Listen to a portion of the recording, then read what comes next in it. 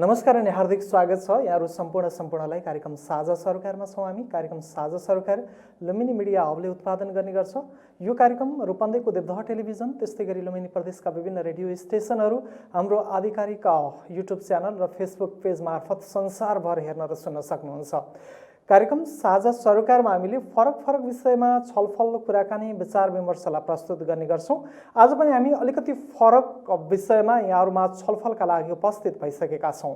समाजका हरेक क्षेत्रमा सामाजिक अभियानको रूपमा यात्रा बनाउँदै हिँड्नुभएका एकजना व्यक्तित्वलाई हामी यहाँहरुमा आज प्रस्तुत गर्नेछौं। तिलोत्तमाको एकदमै विकट क्षेत्र, जुन क्षेत्रमा साँच्चै भन्ने हो भने हरेक अभियान चलाउनु पर्ने आवश्यकता छ। आर्थिक स्तरदेखि लिएर कृषि, शिक्षा लगायतका विषयमा अभियान चलाउनु पर्ने अवस्था रहिरहँदा सोही विषयमा अभियान चलाइरहनु भएका र अहिले पनि सोही अभियानमा लागिरहनु भएका एकजना सामाजिक व्यक्तित्व, अझै मैले भन्छु उहाँलाई शैक्षिक तथा कृषि क्षेत्रका यात्री, सहकारी क्षेत्रका अभियन्ता, सामाजिक व्यक्तित्व यादव प्रसाद अर्याल हामीसँग हुनुहुन्छ। यादव सर, यहाँलाई कार्यक्रममा स्वागत छ। नमस्कार, धन्यवाद। आराम हुनुहुन्छ? एकदम ठीक छ सर। कृषि, शिक्षा, अझै तपाईको अझै मसिनोसँग जोड्ने हो भने सहकारी क्षेत्रलाई व्यवस्थित गर्न र स्थानीय रोजगारी सिर्जना गर्नका लागि सरको अभियानलाई हामी चाहिँ बिर्सन सक्दैनौँ। अहिले के गर्दै हुनुहुन्छ? अहिले केही समय म चाहिँ मेरा चाहिँ छोरा छोरी बाहिर भएको कारणले गर्दाखेरि म यो 2 महिना विदेश यात्रामा गएर भर्खरै यहाँ नेपाल आएको 1 हप्ता भयो र त्यसपछि यहाँ आइसकेपछि आफू सम्बन्ध राजनीतिक पार्टी को चाहिँ यो 10औं महाधिवेशनको पूर्व तयारी, विभिन्न शाखा कमिटीहरूका अधिवेशन, नगर कमिटीहरूका अधिवेशन चाहिँ चलिरहेको अवस्थामा आएको दिनदेखि नै अहिले त्यतैतिर चाहिँ व्यस्त छु। भनेको अहिले चाहिँ पार्टीगत माहौल चाहिँ लागिरहेछ। हजुर, नेकपा एमाले जे हो त्यो भन्दै गर्दाखेरि नेकपा एमालेको अहिले अधिवेशन चलिरहेको छ, त्यो अधिवेशनमा तपाईँ व्यस्त हुनुहुन्छ। राजनीति पनि सँगै छ। अब नेपालको भाग्य हो अथवा दुर्भाग्य हो, धेरै समय त्यतैतिर बित्छ। सामाजिक यात्राको कुरा गरौँ। तपाईँ एउटा तपाईको सुकुम्बासी क्षेत्र अथवा चाहिँ अव्यवस्थित बसोबास भएको ठाउँ जहाँ कृषिलाई पनि सँगै अगाडि लैजानुपर्छ भनेर कृषि क्षेत्रमा आबद्ध हुनुहुन्छ, शिक्षालाई पनि सँगै अगाडि लैजानुपर्छ भनेर एउटा विद्यालय सँगै सञ्चालन गर्नुहुन्छ र सँगै स्वरोजगारी र सहकारीलाई पनि व्यवस्थित गरेर अगाडि लैजानुपर्छ भनेर एकदमै विकट क्षेत्रमा त्यो अभियान चलाएर चाहिँ हिँड्नुभयो। सामाजिक यात्रा चाहिँ कहाँबाट सुरु भयो त्यहाँ? अब सामाजिक यात्रा मेरो चाहिँ सुरु, म यो ठाउँमा आएको करिब 25 वर्ष भयो। यो 25 वर्षको चाहिँ नि यात्रामा जुन ठाउँमा म बसेँ त्यो ठाउँको अवस्था धेरै दयनीय थियो, एकदम दयनीय थियो। सबै मानिसहरू एउटा बाली गर्ने, धान खेती गरिसकेपछि बाँकी समय चाहिँ पुरै खेतहरू बाँझा हुन्थे। सबै मानिसहरू चाहिँ ज्यामी काम गर्नलाई, लेबर काम गर्नको लागि चाहिँ बिहानै 7 बजेदेखि साइकल लिएर चाहिँ हिँड्ने अवस्था थियो र यसै सिलसिलामा मैले त्यो ठाउँमा अब यसरी हुँदैन, म स्वयं आफै पनि रोजगारीको चाहिँ अवसरको चाहिँ खोजमा थिएँ।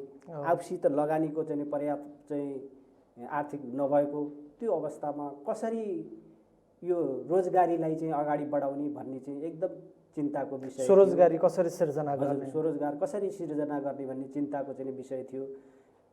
कुनै सङ्घ संस्था आए, कसैले चाहिँ आर्थिक लगानी चाहिँ गर्यो भने केही व्यवसाय गर्थेँ भन्ने चाहिँ मनमा थियो। मैले त्यस्तै थुप्रैजना साथीहरू जम्मा गरेँ, 20-25 जना साथीहरू जम्मा गरेँ, केही गर्नुपर्छ, अब यसै बसेर हुँदैन भन्दाखेरि उहाँहरूले भन्नुहुन्थ्यो गर्न त गर्ने, केले गर्ने, पैसा छैन होइन, अनि पुँजी कसरी त जुटाउने त भन्ने एउटा सोच चाहिँ बन्यो। छलफल गऱ्यौँ, 20-25 जना जम्मा भयौँ। अनि अब यसरी हुँदैन, थोरै बचत गरौँ न त, त्यही पैसा एकै ठाउँ जम्मा गर्दाखेरि अलि ठुलो रकम बन्छ। त्यो ठुलो रकम भयो भने एउटा बाख्रो किन्ने मान्छेले भोलि भैँसी किन्न सक्छ। भन्ने चाहिँ त्यस्तो खालको चाहिँ सोच बनाएर अनि हामीले चाहिँ यो सहकारी यात्रालाई यो सामाजिक रोजगारका चाहिँ अभियानहरूलाई चाहिँ हामीले बढाएको अवस्था थियो। अब त्यसको हेरी अहिले त अब आकाश जमिनको फरक भइसक्यो। हिजो हामी एक कप चिया कसैले दिन्छु, आज एक कप चिया र एक पुरिया बिस्कुट नास्ता छ रे भन्दाखेरि थुप्रै मान्छे जम्मा गर्थ्यौँ हामी अरूको एक पुरिया बिस्कुट र एक कप चियामा हामी दिनभरि समय बिताउँथ्यौँ केही हुन्छ कि भनेर। र अहिले अब परिस्थिति ठ्याक्कै उल्टो भएको छ। अब हामी कसैलाई एक पुरिया बिस्कुट र एक कप चिया सजिलोसित खुवाउन सक्ने अवस्था हामीले हाम्रो समाजलाई होइन आफू सम्बद्ध संस्थालाई त्यो ठाउँमा पुर्याएको अनुभूति मैले गरेको छु। भनेको यो सहकारी अभियानको सुरुवात थियो। हजुर। जीवनका थोरै विषयलाई पनि जोड्छु। एउटा जागिरी जीवनबाट सामाजिक यात्रामा तपाईँ प्रवेश गर्नुभयो। किन चाहिँ जागिर चाहिँ छोडेर यो यात्रामा चाहिँ आउनु पर्यो? अब जागिर नराम्रो चिज होइन, जागिर राम्रो चिज हो। अझ त्यो पनि सरकारी जागिर। सरकारी जागिर, तर त्यो जागिरले परिवार धान्नलाई गाह्रो थियो। जागिर खाइरहँदाखेरि त्यतिखेर 80 रुपियाँको जागिर, बरु त्यो 80 रुपियाँ महिना मरेपछि लिँदाखेरि एउटा कपडा राख्ने बाकस अनि 1-2 जोर कपडा किनेर पनि 20-30 रुपियाँ बच्थ्यो। र पछि गर्दै गर्दै चाहिँ महँगी आकाशिँदै गयो। अब त्यहाँबाट आउने चाहिँ आर्थिक लाभ चाहिँ कम हुँदै गयो। अब पारिवारिक समस्याहरू चाहिँ बढ्दै गए, परिवारहरू बढ्यो, छोराछोरीहरू भए, पढाउनु पर्यो। अब त्यो जागिर खाएर बस्ने हो भने मैले बालबच्चा पढाउन सक्दिनँ, मेरा बच्चाहरूले चाहिँ दुःख पाउँछन्, मेरो परिवारले दुःख पाउँछ। अब यो जागिर मैले समयमै छोड्नुपर्छ।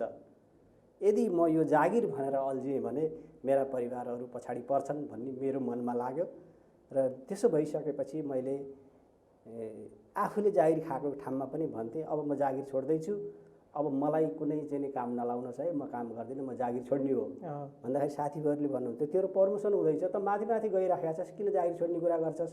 साथीहरूले भन्दाखेरि पनि होइन, अब यहाँ बसेर मेरो समस्या हल हुन्न, त्यही भएर म जागिर छोड्ने हो। मैले यसलाई नराम्रो भनेर यसलाई अन्यथा सोचेर होइन, अब म जागिर खान्न भनेर त्यसरी चाहिँ खाइराखेको जागिरलाई छोडेर म 81 चाहिँ सामाजिक क्षेत्रमा चाहिँ आइपुगेँ। त्यही त आर्थिक अवस्था चाहिँ ले थेक्दैन, सरकारी जागिरको पैसाले मेरो परिवार धान्दैन भन्दै गर्दा हैन अझै बढी कमाउने ठाउँमा तपाईँ जानुपर्ने, व्यवसाय गर्नुपर्ने, अरू बाटाहरू रोज्नुपर्ने, त्यस पछाडि जागिर छोडिसके पछाडि सामाजिक बाटो, सामाजिक यात्रा नै रोज्नुपर्ने कारण चाहिँ के? यो एउटा पारिवारिक पृष्ठभूमिले पनि अलिकति मान्छेलाई चाहिँ पृष्ठपोषण गर्दो रहेछ। मेरो पारिवारिक पृष्ठभूमि, म अहिले चाहिँ कम्युनिस्ट चाहिँ विचारप्रति आस्था राखे पनि मेरा पारिवारिक पृष्ठभूमि चाहिँ काङ्ग्रेसको चाहिँ पृष्ठभूमि थियो मेरो, जसलाई विश्वेश्वर प्रसाद कोइराला भनिन्छ। उहाँ मेरो चाहिँ बुढा मावली, उहाँको घरमा म गएको छु। त्यसको छाया चाहिँ थियो परिवारमा। अनि विद्यालय पढ्दैखेरि चाहिँ 2036 सालमा पाकिस्तानमा जुल्फिकर अली भुट्टोलाई फाँसीको सजाय भयो त्यहाँको सरकारले। त्यसको विरोधमा नेपालमा चाहिँ आम हडताल भयो, सबै विद्यालयहरू बन्द भयो। त्यो दिन बच्चाहरू बोकेका बसहरू कता कता गए अभिभावकलाई थाहा भएन, हाहाकार भयो। र त्यही दिनदेखि हामीले पनि हाम्रो विद्यालयमा चाहिँ आम हडताल गऱ्यौँ हैन। अनि त्यही दिनदेखि नै यो चाहिँ राजनीतिक यात्रा चाहिँ सुरु भयो। भनेको 81 तपाईँको चाहिँ एउटा घटनाले जागिर छोडिसके पछाडि सामाजिक यात्रामा जानुपर्छ, अभियानमा जानुपर्छ भन्ने चाहिँ त्यो मेलोमेसो मिलाइदियो। पढ्दाखेरि विद्यालय जीवनमा त्यो भयो, त्यसपछि जागिर खाने क्रममा अलिकति ग्याप भयो, अनि फेरि जागिर छोडिसकेपछि फेरि आएर त्यसैमा चाहिँ जोडिएर यो यात्रा आज चाहिँ 60औं वसन्तमा चाहिँ प्रवेश गरिसकेका छ। अब यति गरिरहँदाखेरि अब हामीले जुन चाहना हैन, जुन सोच राखेर चाहिँ जुन चाहिँ जहाँ हामी चाहिँ आबद्ध भयौँ, सहभागी भयौँ हैन, जसलाई चाहिँ सफल पार्नुपर्छ, सफल बनाउनुपर्छ भनेर चाहिँ लागि पर्यौँ। कता कता अहिले आफैलाई चाहिँ आत्मग्लानि भएको, कतै गल्ती त गरिएछ कि भन्ने, कतै गल्ती पो गरिएछ कि, जसका पछाडि लाग्यो उनीहरूले पनि केही बुझेका रहेनछन् कि भन्ने महसुस चाहिँ अहिले बल्ल यो उमेरमा आइसकेपछि लाग्यो हैन। अब राजनीतिमा नलाग्या हुने हैछ भन्ने भयो। होइन त्यस्तो त होइन। अब राजनीति नै देशको चाहिँ विकासको मूल आधार हो, मूल नीति नीति हो हो। होइन। राजनीति बिना त कुनै देश पनि अगाडि बढ्न सक्दैन। तर त्यो राजनीति चाहिँ गलत बाटोमा हिँड्या रहेछ कि भन्ने चाहिँ भएको हो। हामी चाहिँ स्थानीय तहमा जनतासँग खास गरी एकदमै विकट क्षेत्रमा रहेर होइन, जो दिनै मजदुरी गर्नुहुन्छ त्यो ठाउँमा बसेर त्यो देशको राजनीतिलाई निहाल्दै गर्दाखेरि जनताको पक्षमा चाहिँ राजनीतिले काम गरेका छैन है भन्ने अनुभूति चाहिँ भयो। अब गर्दै नगरेको भन्न त होइन, सुन्ने नै त होइन, तर जुन किसिमले जानुपर्छ, जुन एउटा चाहिँ सोचको चाहिँ विकास हुनु पर्थ्यो, वास्तवमा त्यस्तो सोचको विकास भएको चाहिँ होइन रहेछ होइन। त्यस्तो सोचको पछाडि चाहिँ हामी लाग्नु पर्थ्यो। अब त्यो सोचको चाहिँ विकास नेपालका कुनै पनि राजनीतिक पार्टी, अब यो ऊ भन्नु पर्दैन होइन। अब हामी सबै, म पनि कुनै फरक होइन, म पनि यही चाहिँ माटोको उपज हुँ, म चाहिँ फरक हुँ भन्न मैले मिल्दैन। तर पनि त्यो सुझबुझ सहित लागेका मान्छेको पछाडि चाहिँ लागेर छौँ कि भन्ने चाहिँ हो फेरि। अथवा तपाईँको नेपालको राजनीतिमा कुनै पनि पार्टीले सुझबुझ अपनाउन सकेनन् कि भन्ने एउटा सन्देश पनि हो।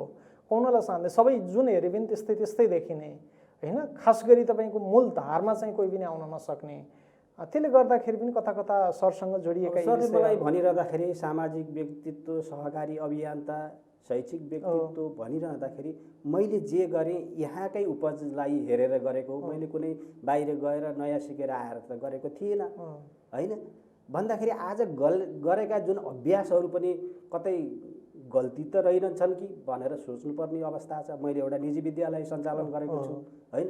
निजी विद्यालय सञ्चालन गरिरहँदाखेरि कतै हामीले विद्यालय कमाइ खाने भाँडो त बनाएनौँ, शिक्षालाई कमाउने भाँडो त बनाएनौँ।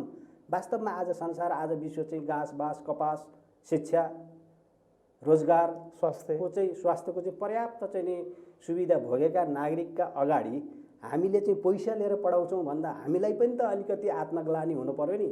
हामीले हाम्रा नागरिकहरूलाई निःशुल्क शिक्षा कसरी दिने, कसरी उहाँहरूलाई चाहिँ कुनै पनि तनाव बिना चाहिँ शिक्षा दिने भन्ने दिशातिर त हाम्रो सोच छैन होइन। अब हामीले अब राम्रै काम गरेका होला विद्यालय खोलेर, तर यो मनले शान्ति चाहिँ पाएको छैन, बोलेको छ भित्र। यो पनि ठिक छैन। यो जुन अभ्यास गरी अझ जुन ठाउँमा एकदमै बढी गरिबी छ, दिनदिनै काम गरेर खानुपर्ने बाध्यता नागरिकमा छ, त्यो ठाउँमा निजी विद्यालय चलाउँदै गर्दाखेरि त्यो खालको महसुस चाहिँ हुन्छ। एकदम मलाई पीडा भएको छ। मैले के सोचिराखेको छु भने अब मेरो चाहिँ म मात्रै छैन, मेरा अरू साथीहरू पनि छन्, मैले सबैको राय सल्लाह पनि लिनुपर्छ। केही समयभित्र साथीहरूका चाहिँ लगानीहरू फिर्ता गरेर अनि त्यो विद्यालयलाई उच्च स्तरको सामुदायिक विद्यालय, सबैले पढाउन पाउने, निःशुल्क शिक्षा दिन सक्ने एउटा निजी विद्यालयले त्यो गर्न सक्छ कल्पना आएको छ। अब विद्यालय विद्यार्थीसितै पैसा वसुलेर अब शिक्षकहरूलाई तलब खुवाउँछु, अरू व्यवस्थापन गर्छु भन्दा त त्यो सम्भव छैन। तर अरू क्षेत्र आम्दानीका स्रोतहरू अब विद्यालयहरूले खोज्नुपर्छ। निजी विद्यालयहरूले सधैँ विद्यार्थीसित पैसा लिएर चर्को शुल्क लगाएर विद्यालय चलाएर पैसा कमाउँछु भन्ने सोच राख्नु हुँदैन। त्यो व्यापार पनि हो नि सर, यसलाई यसरी जोड्न मिल्छ। अब व्यापार भनेर ठ्याक्कै अब अरू व्यापार जस्तो त होइन, व्यापार त व्यापारै हो, तर अरू व्यापार जस्तो चाहिँ अलि होइन। मान्छेले जसरी प्रचार प्रसार गरेका छन् वास्तवमा त्यस्तो चाहिँ होइन।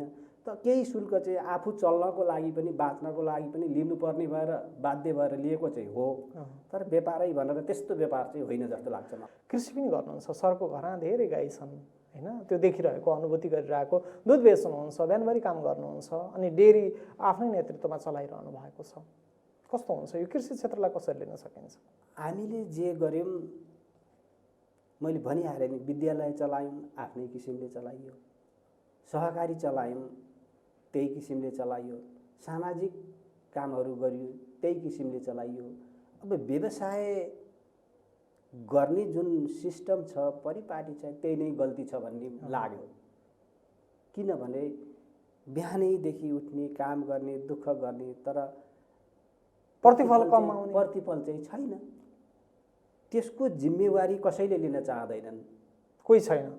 जला पर्यो भनिहालेँ नि मैले, एकटा धान बाली गरेर बाँकी चाहिँ नि के अरे चाहिँ 12 महिनामा 8 महिना चाहिँ खेतबारी बाँझो राख्ने मान्छेहरू बसेको ठाउँ हाम्रो ठाउँ। अहिले तिनीहरूले त्यही दुधको व्यवसाय, त्यही दुध बेचेर समयमा चाहिँ भुक्तानी नपाउँदाखेरि यो पनि ठिक छैन भनेर छोडेको अवस्था छ। त्यही म बसेको ठाउँमा चाहिँ 800-900 लिटर दुध जम्मा हुन्थ्यो एक दिनमा, एक टाइमको। आज 150 लिटर दुध जम्मा हुन्छ। मान्छे किन त्यसरी चाहिँ पलायन हुँदैछ, मान्छेले त्यो पेसालाई किन त्यसरी छोड्दैछ भन्ने कुरो सरकारले सोचेको छैन। भनेको जिम्मेवार पक्ष जिम्मेवार हुन सक्दैन, सकेको छैन, सरकारले सोचेको छैन। अब सरकारले एउटा नीति बनाइदिएर ती सङ्घ संस्थाहरूले चाहिँ उत्तरदायी भएर काम गर्ने भए सम्भव थियो होला, होइन? अब नेपालमा रक्षक नै भक्षक भन्ने एउटा जुन भनाइ छ नि, वास्तवमा जसले गर्नुपर्ने हो त्यही चाहिँ पछाडि हट्छ, त्यसले नै जिम्मेवारी लिन खोज्दैन। अनि कसरी हुन्छ?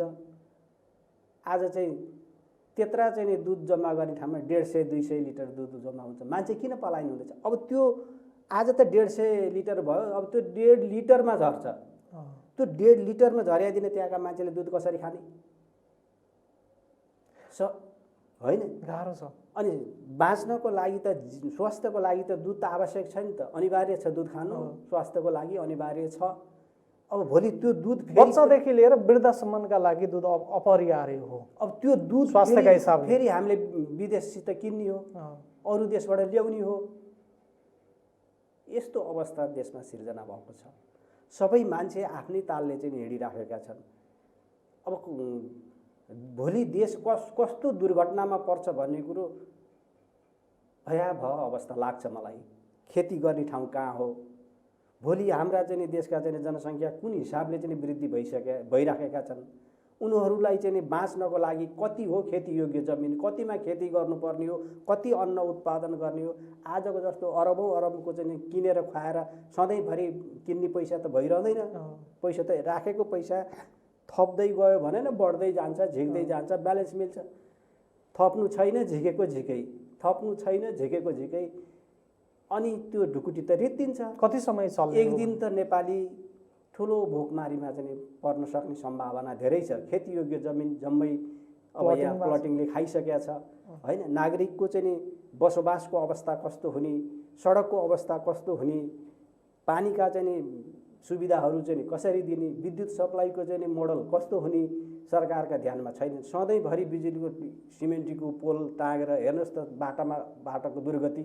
मान्छेले देख्यो भने के भन्छन्? यो टेलिफोनको चाहिँ लाइन, तारको लाइन हो कि यो विद्युतको तारको लाइन हो कि यो केबुलको तारको लाइन? सबै पैसा कमाउने, विद्युत कार्यालय पैसा कमाउने, केबुलवालासित पैसा असुलेर, होइन? दूरसञ्चार चाहिँ पैसा कमाउने, त्यो विद्युतलाई चाहिँ तारको उसको चाहिँ पोलमा चाहिँ आफ्नो तार टाँगेर। खै व्यवस्था? यदि कुनै विदेशीलाई आएर तेरो देशको चाहिँ कुन कुन ठाउँमा बिजुली पुगेको छ देखा भन्दाखेरि हामी कुन चाहिँ पोललाई देखाउने?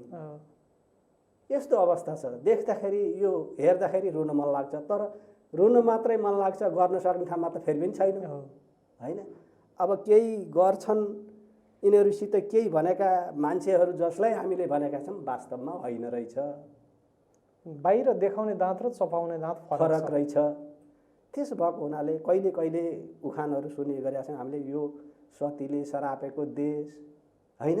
यहाँ राम्रो काम गर्नेको खुट्टो तानिन्छ, यहाँ राम्रो काम गर्नेलाई सुलीमा चढाइन्छ, यो चोरलाई चौतारो के अरे चाहिँ सोझालाई चाहिँ सुली भने जस्तो जुन उखान ठ्याक्कै मिल्या छ। अहिले सोद्धाखेरि ए के भने होला भनेको त ठ्याक्कै हो कि भन्ने मेरो मनले चाहिँ त्यस्तो भनिराखेको छ। यति भनिरहँदाखेरि पनि फेरि पनि हामी निराशा भएर केही गर्न सकिँदैन, यो केही पनि होइन। सम्भावना पनि छ नि, सम्भावना छ। अब यो भनिहालिने अरू देशभन्दा हामी 400 वर्ष पछाडि छौँ। तपाईँको त विदेश यात्राले त्यही भन्छ। उत्पत्तिको क्रममा हामी अगाडि भए पनि विकासको क्रममा, सोचाइको क्रममा, चिन्तनको क्रममा हामी 400 वर्ष पछाडि छौँ। अब 400 वर्ष पछाडि हुने योजना हामीले आजै तय गर्नुपर्छ, किनभने 400 वर्ष पछाडि त यी संरचनाहरू परिवर्तन हुन सक्छन् नि। यिनको क्षमता 400 वर्षको त छैन, होइन? त्यसपछि नयाँ संरचना बनाउँदाखेरि बल्ल अरू जस्तो हुन्छ कि भन्ने कतै कतै आशा चाहिँ अझै पनि झिनो आशा चाहिँ कहीँ छ। अझै पनि त्यसको लागि अहिलेदेखि तयारी गर्नु पर्यो। त्यसका लागि नागरिक पनि जिम्मेवार हुन नसकेका हुन् कि हामीले चाहिँ सधैँभरि यो राजनीति र नेतृत्वलाई मात्रै दबाब दियौँ, गरेनन् भन्यौँ। कतै नागरिक र हामी जस्ता अभियन्ता पनि दोषी हौँ कि त्यसमा कहीँ न कहीँ त्यो भूमिका छ कि? त्यो त स्वाभाविक रूपमा मैले भनिहालेँ नि, हामी कतै अन्तको उत्पादन होइन, हामी यही माटोको उत्पादन हो हामी। त्यही भएर हामी चाहिँ ती सबैबाट टाढा छौँ। हामीले चाहिँ त्यसको चाहिँ अब्जस लिनु हुँदैन भन्ने कुरो होइन, त्यसको भाग हामीलाई पनि परेको छ। अब त्योभन्दा बढी जसले अगुवाई गर्छ उसले चाहिँ बढी लिनुपर्छ भन्ने मात्रै हो होइन। अब हामी सम्पत्ति भएर दुःख पाएका नेपालीहरू धेरैको केही न केही धेर थोर सम्पत्ति छ, थोरैको नहोला होइन। त्यसको पनि अब सरकारले चाहिँ तथ्याङ्क लिएको होला कतै।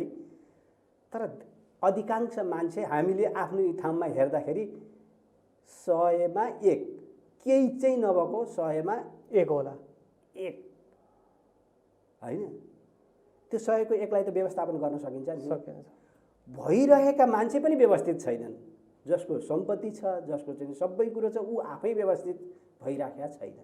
उसलाई व्यवस्थित बनाउनु पर्यो। हामी चाहिँ भएर दुःख पाएका होइन। अनि विदेश गएर हेर्दाखेरि त उनीहरू त नभएर सुख पाएका, हेर्नुहोस् त। उनीहरूको आफ्नो नाममा केही छैन, तर पनि सुखी छन्, खुसी छन्, सुखी छन् होइन।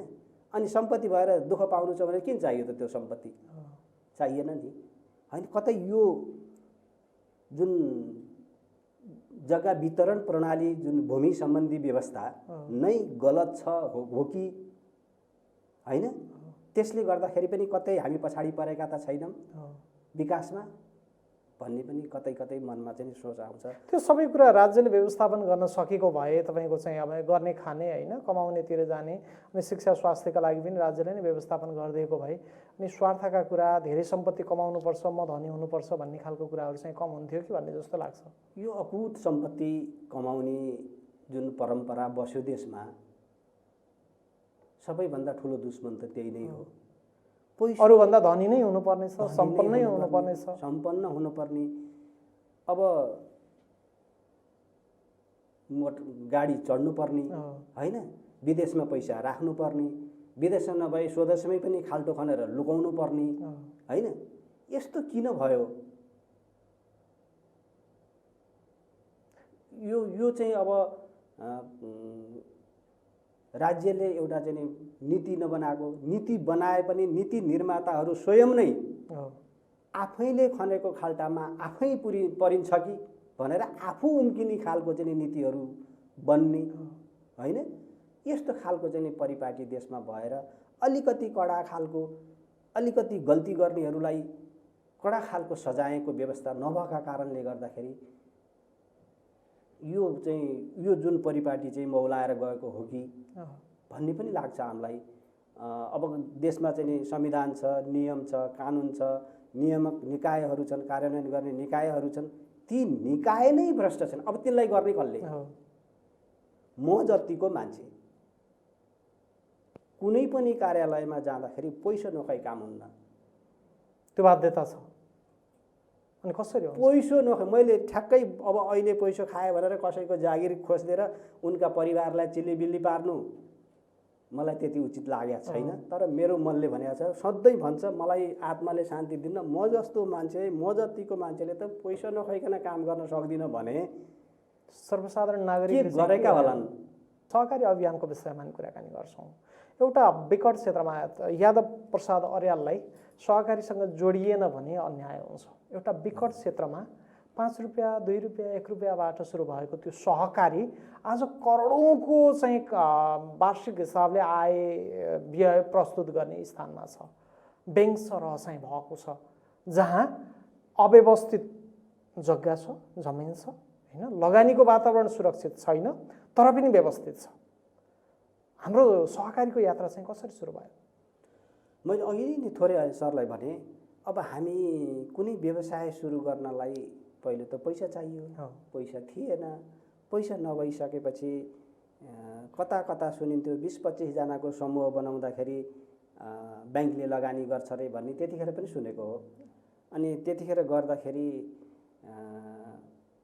त्यो हाम्रो चाहिँ समूहलाई त्यो दर्ता हुनुपर्ने रहेछ, के गर्नुपर्ने रहेछ। त्यसले गर्दाखेरि त्यो कुरो सम्भव भएन होइन। सम्भव नभइसकेपछि होइन त्यसो भए हामी नै उठाउन त पैसा भनेर एकछिन त्यो सुरु पनि गरियो। बिचमा त्यो चाहिँ ब्रेक भयो। ब्रेक भइसकेपछि पछि अनि फेरि यो बुटोलमा एउटा चाहिँ ओल्ड भिजन भन्ने चाहिँ अन्तर्राष्ट्रिय गैर सरकारी संस्था आएको थियो। त्यहाँ चाहिँ चुकबहादुर राणा भन्ने चाहिँ टिम लिडर हुनुहुन्थ्यो। अनि त्यतिखेरै माओवादी द्वन्द्व चाहिँ नि चरम उत्कर्षमा चाहिँ पुगिराखेको थियो। कहीँ केही काम गर्न सक्ने वातावरण थिएन। अनि यो पश्चिमतिर उहाँहरूको चाहिँ एरिया रहेछ, काम गर्ने क्षेत्र रहेछ, त्यतातिर काम गर्न नसक्ने भएपछि अनि मकरहरतिर सकिन्छ कि भनेर चाहिँ आउने क्रममा उहाँहरूसित चाहिँ भेट भयो। भेट भइसकेपछि हामीले पहिले सरले ख्याल गर्नुभएको छ कि छैन, हामीले करिब करिब 5 लाख पैसा त्यो चोटि अनि हामी चाहिँ बेदगिरी म सरसित चाहिँ भेट भयो। भेट भइसकेपछि हामी तपाईँहरूलाई यसरी चाहिँ यो सडकको लागि सहयोग गर्न सक्छौँ, तपाईँहरू काम गर्न सक्नुहुन्छ भन्ने कुरो हुँदाखेरि हामी सक्छौँ भनेपछि हामीले एकैचोटि हजुरको चाहिँ त्यो भुल्काबाट कान्छी बजार चाहिँ त्यो जमुवानीसम्म बाटामा गिट्टी हाल्यौँ। कसैले अवरोध गरेनन्। अन्त के भयो हामीलाई थाहा छैन, अन्त साथीहरूले के गर्नुभयो, तर हामीले काम सम्पन्न गरेपछि अनि यहाँ चाहिँ सकिने रहेछ काम गर्न भनेर अनि त्यसपछि कार्यक्षेत्र बाटाबाट यात्रा सुरु भएको हो। अनि कार्यक्षेत्र चाहिँ मकरहरलाई चाहिँ कार्यक्षेत्र त्यसपछि थप गरेर अनि वर्ल्ड भिजनले शिक्षाको क्षेत्रमा, स्वास्थ्यको क्षेत्रमा मान्छेले विभिन्न होला, अब उनीहरूले आफ्नो म्यानेजमेन्टमा आएको बजेटको केही पैसा खर्च भयो होला, 50% नै भए पनि, तर बचेको पैसाले चाहिँ यो क्षेत्रमा चाहिँ धेरै राम्रो काम गर्यो वर्ल्ड भिजनले। वर्ल्ड भिजनले त्यसरी काम गरिसकेपछि अनि मैले पनि भने हामीलाई पनि केही सहयोग गर्नुहोस् न, हामी त यसरी उद्योग व्यवसाय गर्नै नपाएर बसेका छौँ भन्ने कुरो राखिसकेपछि अनि हुन्छ सर हामी प्रोग्राममा राख्छौँ, कोसिस गर्छौँ, भएछ भने तपाईँलाई केही सहयोग गर्छौँ भन्ने कुरो भयो। भइसकेपछि अनि उनीहरूले यस्तो यस्तो यस्तो सबै कुरो लेखेर पठाए, यस्तो ठाउँ सबै लेखेर पठाएपछि एप्रुभ भयो, स्वीकृति भयो। एमइडी प्रोग्राम चलाउने, त्यहाँ एमइडी प्रोग्राम त चलाउने, अब त्यसको लागि चाहिँ सहयोग के हुने त भन्दाखेरि त्यसको लागि चाहिँ सहयोग सामान्य मैले भनिहालेँ, अहिले 1 कप चिया र 1 पुरिया बिस्कुट होइन, मान्छे जम्मा गर्ने काम हाम्रो। अनि त्यहाँ जम्मा भएका मानिसलाई चाहिँ चिया र बिस्कुट नास्ता स्वरूप दिने, त्यही सहमति भयो। हामी चाहिँ अनि गाउँ गाउँ गएर चाहिँ ग्रुप जम्मा गर्ने, मान्छे जम्मा गर्ने अनि यही चाहिँ बचतका विषयमा कुरा गर्दाखेरि 5 रुपियाँ जम्मा गर्न पनि घरमा सोध्नु पर्थ्यो। किनभने त्यसभन्दा अगाडि गर्नेले चाहिँ पैसा उठायो अनि एउटाले लिएर हिँड्दिने अनि हिसाब किताब विश्वास चाहिँ रह्यो। अनि कतै यो पनि त्यस्तै पो गर्न आएको हो कि भन्ने मान्छेलाई पर्यो। 5 रुपियाँ बचत गर्न लाउन पनि भोलि घर सोधेर आएर पहिलो बैठकमा बेलामा नभएर दोस्रो तेस्रो भेला गरिसकेपछि ल हुन्छ 5 रुपियाँसम्म भनेर मनाएर त्यसरी चाहिँ गर्दै जाँदाखेरि फेरि 2 वर्ष जति के चल्या थियो एमइडी प्रोग्राम। यो काठमाडौँतिर चाहिँ कता कता लगानी गरेका रहेछन् अनि त्यो चाहिँ खाइदिएछन्, तिरेन जाने। तिरेपछि ओहो लौ यो पनि नहुने रहेछ भनेर ओल्ड भिजनसितको चाहिँ फेरि कन्ट्याक्ट चाहिँ छुट्यो। फेरि त्यतिखेर 600 जति ग्रुपहरू भनौँ सदस्यहरू बनाइसकेका थियौँ त्यतिखेर। अनि छुट्यो, अब के गर्ने फेरि। एक त मलाई अब मनमा लागिसक्यो कतै यी पनि ती हिजो उठाउने जसै गरी यो पैसा खाएर हिँड्छन् कि भनिसकेका थिए होइन। आफूमाथि नै त्यो प्रश्न आउँछ कि यसलाई कतै न कतै व्यवस्थापन गर्नुपर्छ भनेर चाहिँ अब सम्झौता त छुट्यो, कर्मचारी छन् पाल्नु पर्यो होइन। अब उसले तलब दिन्न, हाम्रा स्टाफ 2 जनालाई तलब पनि दिएको थियो 2000 अहिले चाहिँ मेनुका चाहिँ व्यवस्थापक परिचितको 2000 सुरुमा काम गरेको 1500 2000 यस्तैबाट गऱ्यो। अब सम्झौता छुट्यो, अब तलब कसरी खुवाउने होला, 2 जना कर्मचारी कसरी पाल्ने होला भनेर चिन्ता लाग्यो। अनि यता पश्चिमतिरको एकजना सर हुन्थ्यो जनक बम हुनुहुन्थ्यो। अनि बसेर सरसल्लाह गरे के गर्नु त, अब केही न केही त टुङ्गो लाउनुपर्छ होइन। उसमा यो लघु वित्त संस्था दर्ता गरौँ न त भन्ने कुरो भयो। अनि त्यसले 5-6 महिना रोक्यो। 5-6 महिना रोकिसकेपछि त्यो बन्द भएको बेला रहेछ, भएन। अब त्यो पनि भएन भनेपछि अब सहकारी दर्ता गर्ने 25 जना भए हुन्छ 25 जना भए हुन्छ। अब हामीसित 500-600 सदस्य अलरेडी छन्। त्यतिखेर त्यो 5 रुपियाँ उठाउँदाखेरि पनि सबै ग्रुपमा गर्दाखेरि 12-13 लाख रुपियाँ जम्मा भइसक्यो रहेछ। त्यो चाहिँ उही हुन्थ्यो, फेरि हामीसित हुन्न थियो, जुन ग्रुपमा हो त्यही ग्रुपलाई जिम्मा दिन्थ्यौँ, त्यही लगानी हुन्थ्यो, त्यही उठ्थ्यो, त्यही लगानी गरिदिन्थ्यौँ। अनि त्यो पैसा हामीसित हुन्न थियो, उनीहरूसितै हुन्थ्यो। अनि ब्याज आउँदाखेरि चाहिँ अब त्यो लगानी गरेको संस्थालाई चाहिँ उसले 12% लिन्थ्यो, 15मा लगानी गर्ने, अनि 2 चाहिँ फेरि जुन ग्रुप हो त्यसैलाई छोडिदिएर मात्रै 1% चाहिँ त्यो हाम्रो संस्था चलाउन भनेर राख्थ्यौँ। हामीले 1,25,000 जति जम्मा भएको थियो त्यतिखेर पनि। त्यो पैसा चाहिँ 1,25,000 जति जम्मा भएको थियो। अनि त्यसैबाट हामीले चाहिँ सहकारी दर्ता गरेर अनि त्यसलाई अगाडि बढाउँदै लाँदाखेरि अहिले धेरै राम्रो भएको छ भन्ने मलाई लागिराखेको छ। लागिराखे पनि मेरो मनले फेरि पनि सन्तोष लिएर अब यो चाहिँ अझै गर्न केही सकिन्छ भन्ने चाहिँ छ अझै छ। अब म चाहिँ अलि लामो समयसम्म अब 12-13 वर्ष त्यो संस्थाको नेतृत्व गरिसकेपछि मलाई अब फेरि सधैँभरि एउटैले त्यहीँ बसिरहनलाई चाहिँ नि त्यति उचित नहोला, राम्रो नलाग्ला, साथीहरूको पनि भावना बुझ्नुपर्छ भनेर अनि मैले सबै साथीहरूलाई सोधेँ, ल भन्नुहोस् अब कसको इच्छा छ गर्नलाई, सक्नुहुन्छ भन्दाखेरि होइन अवसर पाएँ सक्छौँ भन्ने कुरो आयो। धन्यवाद, कमसेकम मैले त्यति त बनाउन सकेँ, अवसर पाएँ, यो संस्था सम्हाल्छु भन्ने व्यक्ति चाहिँ तयार भइसक्यो रहेछ, बनाउन चाहिँ मैले सकेँ। अनि त्यसपछि धन्यवाद भनेर मैले चाहिँ यो पहिलो साधारण सभा 1 वर्ष करिब 1 वर्ष भइसक्यो जति पुरा भयो। म चाहिँ अहिले सल्लाहकारको रूपमा मात्रै छु। धेरै धेरै धन्यवाद यादव सर। सामाजिक व्यक्ति हुनुहुन्थ्यो, तपाईँको सामाजिक यात्रा त्यो सँगसँगै थोरै तपाईँको जीवनको विषयमा पनि हामीले कुराकानी गरेका छौँ। शिक्षा, कृषि र तपाईँको सहकारीको यहाँको यो अभियानलाई त्यो समाजले, यो हामी जहाँ छौँ यो समूहले, समाजले चाहिँ बिर्सन सक्दैन। आगामी दिनमा पनि यसै गरी सामाजिक यात्रामा सरसँगको यात्रा हाम्रो पनि सँगै सहभागिता रहने गरी हुनेछ। निकै महत्त्वपूर्ण समय यहाँले उपलब्ध गराउनु भयो। धन्यवाद छ प्रकाश सरलाई, यो लुम्बिनी मिडिया प्राली टिम लगायत सम्पूर्ण दर्शकलाई अब आउँदै गरेको चाहिँ दीपावली, छठ पर्व, नेपाल सम्वतको चाहिँ फेरि पनि हार्दिक मङ्गलमय शुभकामना व्यक्त गर्दै म सबैलाई आफ्नो ठाउँबाट चाहिँ यो देश विकासको लागि चाहिँ महत्त्वपूर्ण योगदान गर्न चाहिँ अनुरोध गर्दै म आफ्नो यात्रालाई पनि निरन्तर दिने कुरा चाहिँ प्रतिबद्धता व्यक्त गर्न चाहन्छु। हुन्छ, धेरै धेरै धन्यवाद। आज हामीसँग हुनुहुन्थ्यो सामाजिक व्यक्ति, मैले यो कार्यक्रमको सुरुवातमै भनिसकेको छु, शैक्षिक तथा कृषि क्षेत्रका यात्री, सहकारी क्षेत्रका अभियन्ता, सामाजिक व्यक्तित्व यादव अर्यालसँग हामीले कार्यक्रम साझा सरकारमा रहेर कुराकानी गरेका छौँ। पक्कै पनि सामाजिक यात्रामा काम गर्दै गर्दा केही कुराहरू आफूलाई चित्त नबुझेका कुराहरू पनि हुन सक्छन्। त्यसलाई परिवर्तनको सम्भाग भनेको त्यही सामाजिक यात्रामा यात्रा गर्ने सहयात्री नै हुन्छ। फेरि पनि शुभकामना दिँदै आजलाई कार्यक्रम साझा सरकारका लागि छुट्याइएको समय सकिएको छ। क्यामेरामा मलाई साथ दिने दिपा नेउपानेलाई धेरै धन्यवादको साथमा कार्यक्रम सञ्चालक म प्रकाश गौतम बिदा हुन्छु। नमस्कार।